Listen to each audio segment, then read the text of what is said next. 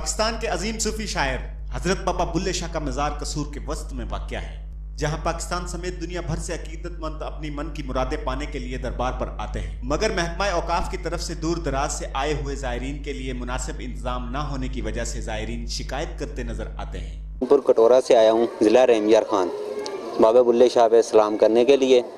यहाँ पे सबसे पहली बात ये है कि जूते रखने की जगह के भी पैसे लिए जाते हैं, वो दरबार के अंदर ही है, वहाँ भी पैसे लेते हैं।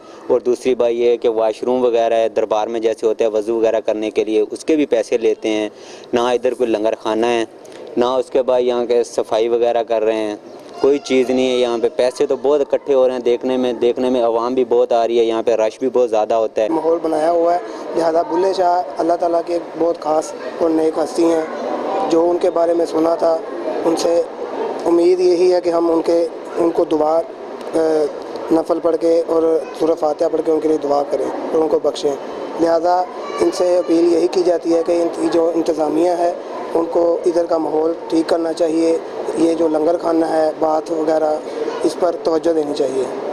महकमा औकाफ दरबार पर दूर दराज से आने वाले साइलिन से मुख्तलिफ इकसाम में पैसे तो इकट्ठे कर रहे हैं, जिसमें वाशरूम टैक्स, जूता टैक्स और पार्किंग टैक्स शामिल हैं। इसके अलावा दरबार की ग्राउंड से जो नजराने के पैसे इकट्ठे होते हैं वो भी महकमा औकाफ को ही जाते हैं। दरबार के बाहर दरबार की दुकानें, जिनका लाखों रुपए किराया महकमा औकाफ के अकाउंट में जाता है, मगर काबिल जिक्र बात यह है कि उसके दिनों के अलावा आने वाले ज़ायरीन के लिए लंगर का इंतज़ाम नहीं किया जाता, जिस पर आज तक किसी ने आवाज़ नहीं उठाई गई।